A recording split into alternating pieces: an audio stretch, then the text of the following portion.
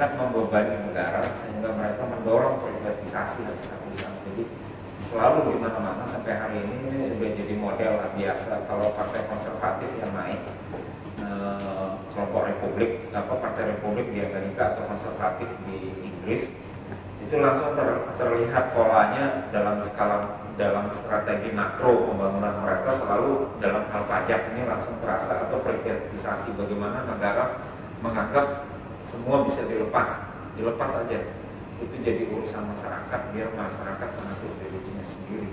Nah, untuk mendorong agar bisa negara makin kecil fungsinya dan fungsi-fungsi pelayanan publik ini bisa dijalankan oleh masyarakat sendiri, salah satu yang mereka lakukan adalah yang disebut sebagai reformasi pajak. Reformasi pajak. Jadi dibuatkanlah semacam mekanisme pajak yang kurang lebih ringan buat perusahaan-perusahaan itu kalau dia menyumbangkan acara-acara sosial atau acara-acara kesenian ketimbang dia membayar pajak pada negara. Jadi itulah alasannya kenapa negara-negara ini, perusahaan-perusahaan ini sibuk mendanai berbagai acara kesenian. Sebenarnya daripada dituduh menggelapkan pajak, tapi mendingan dia membayar pajak lebih sedikit, tapi kemudian ada mekanisme negara mereka mendapatkan semacam tax deduction, pengurangan pajak penghasilan karena dia sudah menyumbang acara-acara kesenian. Nah, pertanyaannya kemudian kembali ke Indonesia, bagaimana itu bisa? Apakah policy kebijakan semacam itu ada?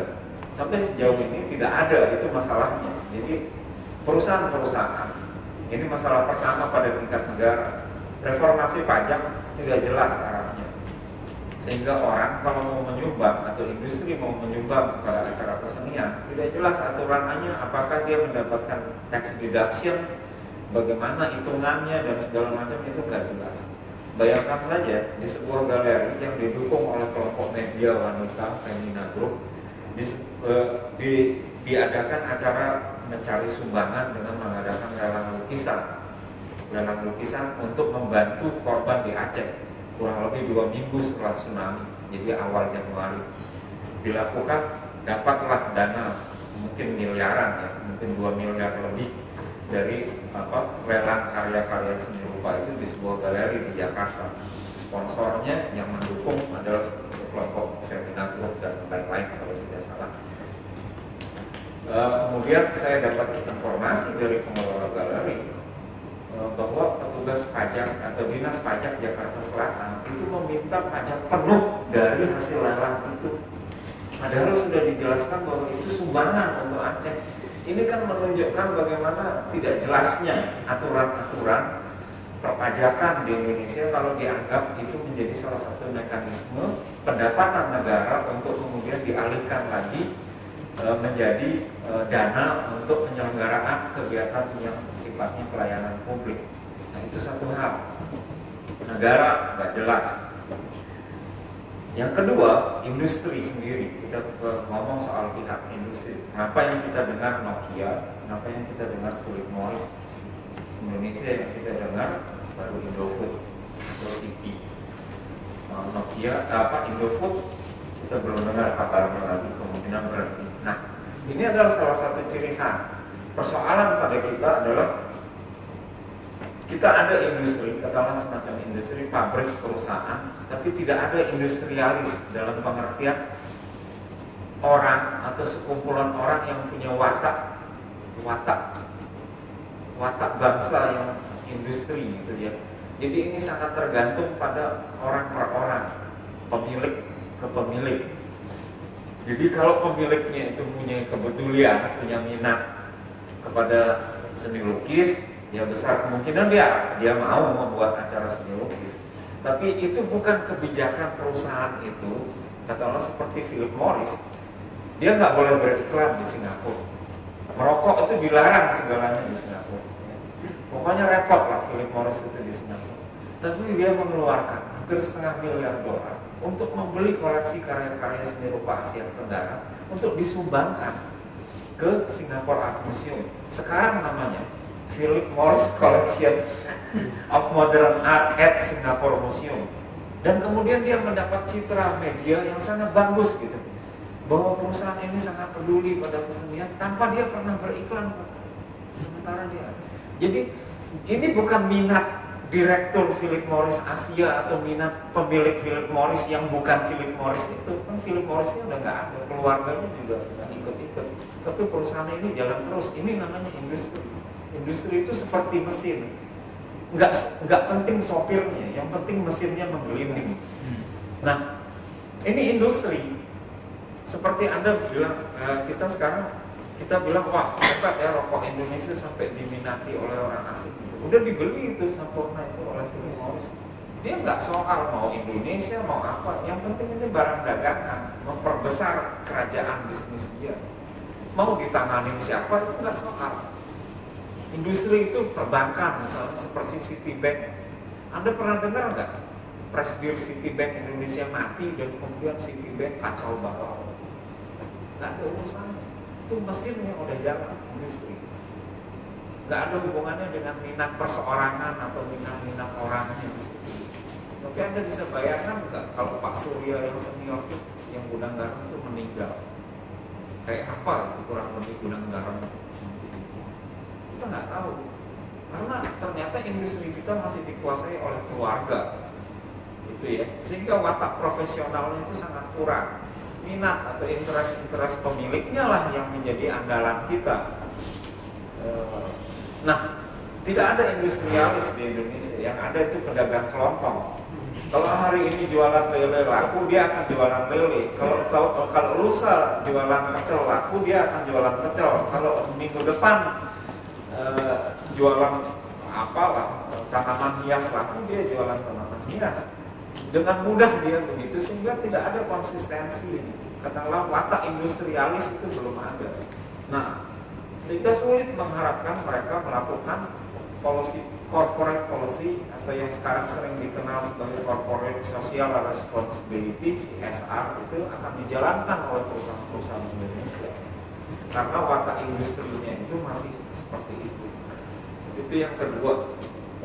Soal ketiga yang berkaitan juga adalah profesionalisme lembaga-lembaga yang berhubungan dengan kegiatan, katakanlah dalam kasus kita ini seni rupa, entah itu galeri, museum dan lain-lain. Ini juga jadi masalah. Museum selama ini dikelola oleh negara dengan tujuan strategi yang sama sekali tidak jelas.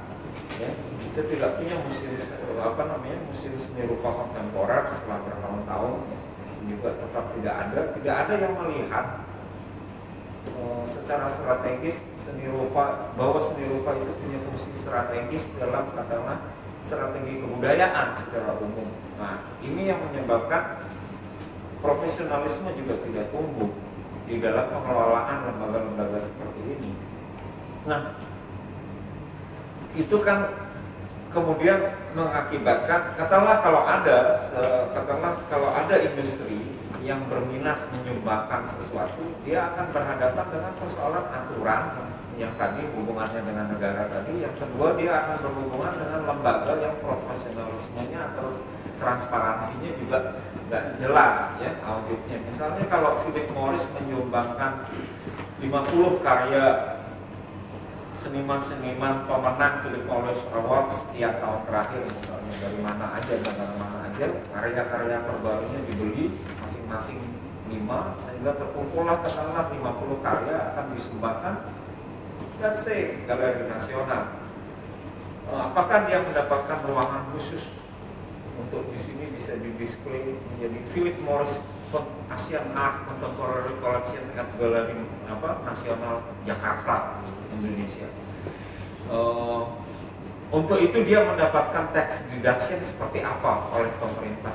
Untuk itu dia harus menjamin transparansinya bahwa karya itu tidak akan rusak perawatannya, tidak akan, pokoknya macam-macam dia akan meminta itu. Kita akan kesulitan berhadapan dengan soal-soal itu, ya kan? Nah, mengharapkan lembaga-lembaga seperti ini disuasganisasi atau paling tidak dibuat lebih transparan, saya kira adalah salah satu syarat untuk menumbuhkan profesionalisme. Beberapa waktu yang lalu, seorang rekan diminta menulis secara khusus tentang kurator oleh majalah Visual Arts di Jakarta. Salah satu narasumber yang dia hubungi adalah saya, dan dia menanyakan pada saya tentang hak hidup profesional jabatan yang namanya kurator. Ya ada banyak hal, ya, tapi garis besarnya yang saya katakan, untuk menjadikan profesi ini bagian dari kegiatan seni rupa modern kontemporer sebagai profesi yang profesional butuh banyak hal di Indonesia. Ya, karena ini dimulai seperti apa ya? Dia tumbuh karena dorongan-dorongan dari luar ketimbang dorongan-dorongan dari dalam. Misalnya, apa syarat-syarat orang menjadi kurator? Setiap profesi yang entry barrier-nya terlalu mudah, setiap pekerjaan yang batas masuknya itu terlalu mudah, itu selalu sulit dijaga profesionalismenya. Karena kemudian berarti itu kan mengandaikan bahwa memang tidak ada standar. Ya. Kalau Anda menjadi kontraktor bangunan yang mulai bangunannya itu bertingkat 3 atau lebih, itu nggak ada surat izin apa-apa seperti yang banyak terjadi di Indonesia. Nggak perlu syarat apa-apa untuk jadi kontraktor. Tiba-tiba jadi. Maka kalau ada bangunan runtuh di mana-mana, sebenarnya bukan hal aneh, itu cuma akibat aja karena entry barrier-nya nggak ada itu. Semua orang yang punya proyek dapat apa, kemudian bisa jadi kontraktor. Hari ini dia jualan tahu, besok dia kontraktor. Semudah itu gitu. Semua profesi yang entry barrier-nya terlalu mudah atau bahkan tidak ada, itu sulit menjadi profesional. Kita tidak bisa membayangkan dokter, ya gimana ya jadi dokter? Oh nggak bisa aja sekarang, kamu mau jadi dokter ke rumah sakit aja, itu mengerikan. Mengerikan. Kurator juga begitu. Profesi-profesi itu membutuhkan entry barrier yang bisa dipertanggungjawabkan. Nah, itulah yang menjadi masalah kita. Di tingkat kelembagaan kita banyak bolongnya.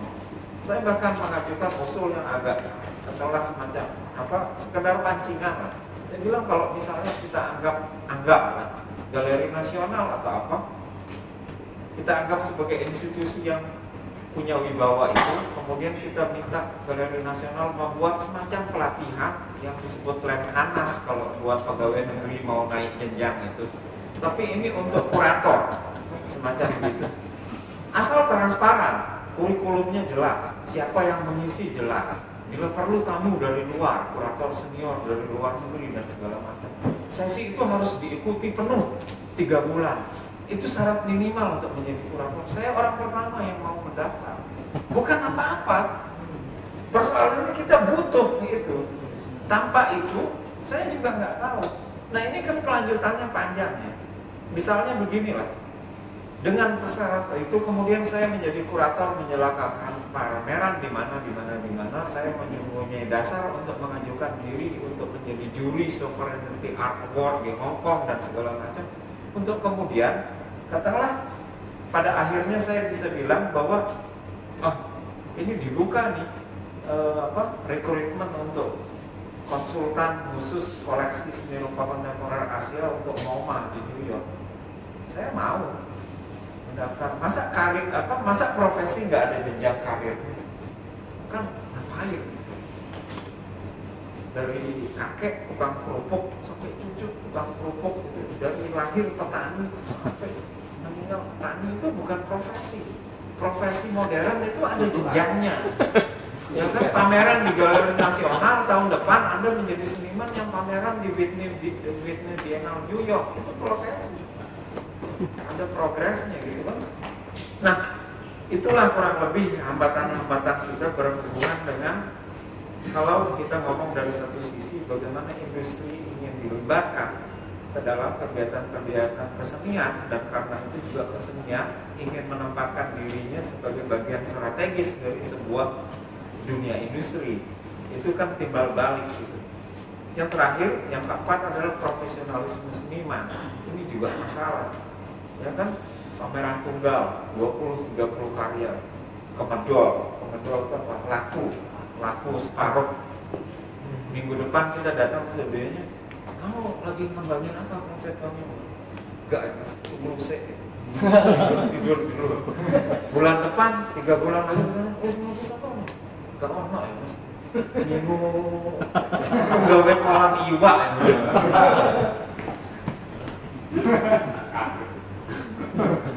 Anda ke Cina ya, yang beberapa yang Anda kenal ini Yue Minju, yang nggak kayak pabrik kayak tadi, ya. Tapi paling tidak dia punya jadwal. Saya bilang, kamu bersedia nggak ikut pameran di Jakarta? Apa acaranya? Dia akan tanya betul siapa aja kuratornya, siapa pesertanya, ini dalam rangka apa? Oh, kamu boleh pilih deh 3 dari yang 5. Oh, itu di dalam saya lihat ada 15 di sini. Oh enggak, itu untuk di New York. Nggak boleh dipilih untuk Jakarta. Bukan cuma 15, saya ada 20 lagi itu. Tapi itu untuk 10 itu untuk pameran tunggal saya di Belgia, yang 10 lagi itu untuk pameran bersama 3 kawan di Paris. Saya pikir, ini orang kayaknya nggak pernah kerja tuh, kok banyak bener ya karyanya. Artinya dia menyiapkan ya. Seorang kurator internasional saya temani dan kemudian malah maki-maki saya setelah keliling ya Jogja lah, kawan-kawan Jogja. Dia bilang ya datengin aja coba ini, karena saya bilang saya nggak bisa nemenin kamu ke Jogja, tapi inilah kurang lebih alamatnya yang bisa kamu kunjungi. Terus dia balik ke sini, belum balik lah dia. Dia bilang saya nggak sampai 3 hari di Jogja. Kenapa? 1 hari udah habis. Oh ya, hebat benar, saya bilang, saya mau ke Magelang. Kemudian kembali ke Jakarta, tapi kemudian belakangan dia makin semua yang kamu kasih itu boro-boro karya, katalog aja susah dilihat. Karyanya nggak ada, saya sampai nggak percaya bahwa yang kamu sebut namanya itu seniman, kata dia. Oke lah, kurang lebih itulah tantangan kita ke depan. Terima kasih. Ya, ternyata menarik ya, Vicky udah menjelaskan ternyata ini kasus yang lagi tradisi dengan kota ini menarik ya. Kita dulu untuk makan siang sampai setengah jam.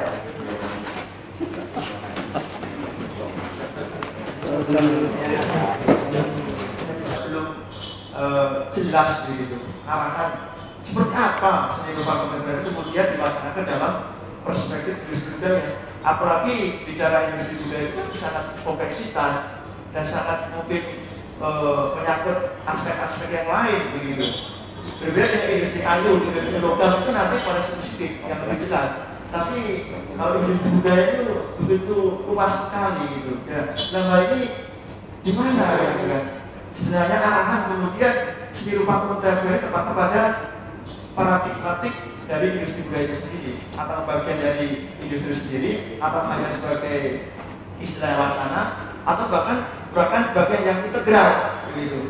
Nah ini mohon penjelasan dari para pembicara untuk agar saya sebagai orang awam itu lebih jelas gamblang kemana arah seni rupa kontemporer itu ke dalam perspektif industri budaya sendiri. Terima kasih. Wassalamualaikum warahmatullahi wabarakatuh. Dan kemudian sempat berniat mengadakan pameran yang khusus menggabungkan ini rupa kontemporer Cina dengan Indonesia. Alasan dia macam-macam. Salah satunya misalnya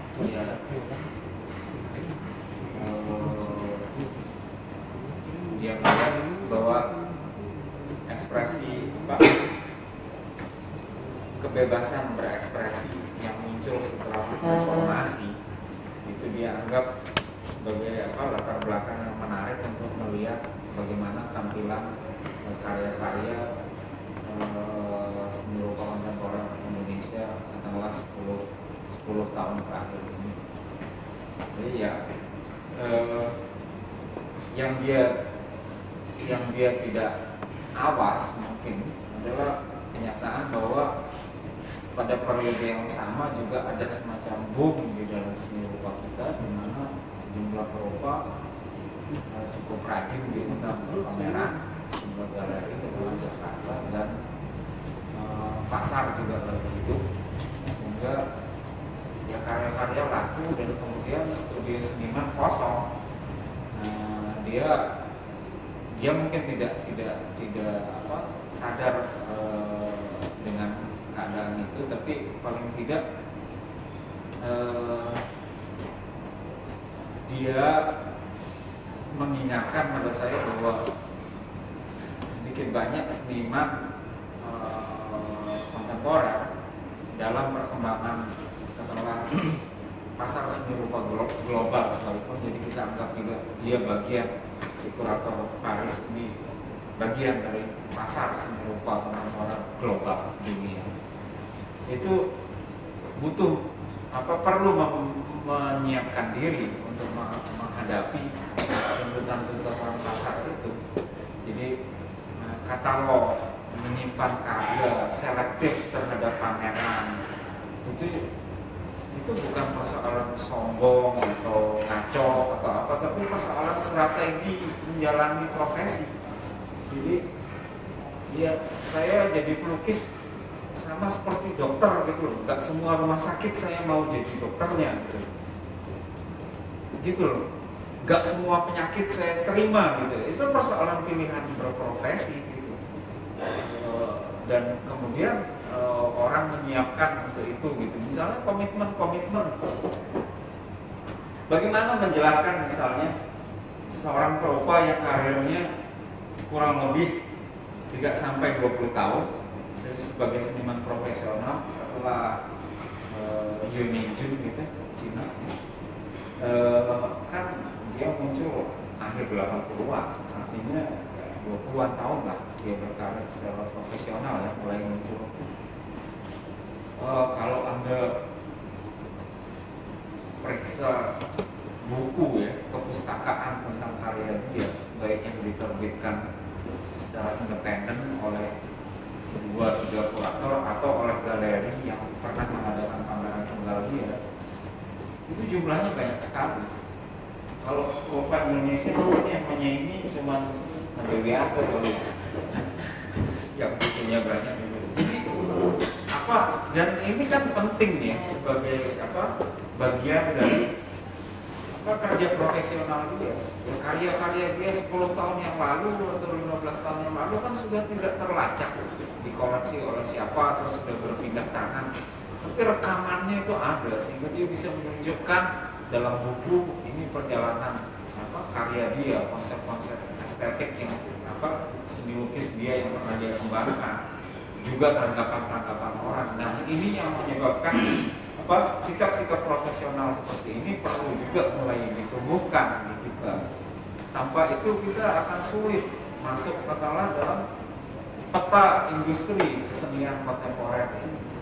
Tidak mungkin Anda berlenggang kangkung menawarkan diri ke Whitechapel galeri London, katalog ada kecil-kecil 2 gitu, terus review di majalah nggak ada gitu. Sulit sekali lah membayangkan kita bisa bertarung ya atau bermain di peta internasional tanpa mulai memupuk sikap profesional seperti itu, awas terhadap persoalan-persoalan dokumentasi, publikasi dan segala macam. Tentu aja ini tidak bisa hanya dimulai oleh si seniman. Jadi profesionalisme juga harus tumbuh di kalangan partner galeri, art dealer dan segala macam kolektor. Beberapa buku penting, misalnya publikasi penting yang baru saja terbit di Hong Kong tahun lalu, merangkum hampir 20 tahun perjalanan seni rupa Cina kontemporer dari seniman-senimannya yang dianggap paling populer sekarang. Itu milik 2 orang, industrialis, bukan industrialis, ini masalah seorang direktur pabrik lift kalau nggak salah ya, Swedia, terus Swiss, itu terbit gitu. Padahal dia kolektor, dia bukan art dealer, dia tidak memiliki galeri. Ya, ada galeri untuk museumnya, semacam koleksi pribadi. Tapi ini kan kolektor yang punya komitmen agar koleksi dia dikenali, agar koleksi dia bisa dinikmati juga oleh publik. Ini juga sikap lain dari profesionalisme itu. Nah, itu soal kurator tadi. Nah, kita juga perlu memahami bahwa tidak begini ya. Seni rupa kontemporer kalau mau dianggap sebagai semacam industri sekarang, itu sebenarnya iya juga. Dalam pengertian begini, jumlah uang yang beredar, yang dipertukarkan berkenaan dengan karya-karya seni rupa kontemporer itu tidak kecil, jumlahnya sangat besar, miliaran dolar, dan semua orang tahu itu. Jadi kalau orang tidak tertarik pada dunia ini, pada aspek komersialnya aja, itu sudah memang memikat. Kan cerita-cerita tentang lelang karya-karya master dari masa Renaissance sampai katakanlah awal modernisme 60-an yang dilelang oleh Sotheby's, Christie's atau apa balai lelang internasional terbuka, kan orang tahu Van Gogh laku sekian juta dolar diambil pengusaha tidak bernama dari Tokyo dan segala macam. Ini memang nggak main-main memang dari segi itu, ya. Nah ini berhubungan dengan pertanyaan yang kedua tadi. Nah banyak sekali perusahaan, terutama kalau di luar ya di Amerika, yang melihat bahwa persinggungan citra perusahaan mereka dengan seni kontemporer itu adalah bagian dari katakanlah semacam politik PR, politik kehumasan mereka, politik mereka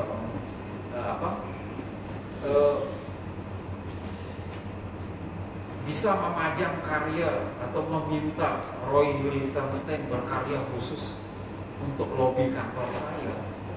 Itu kan nggak main-main.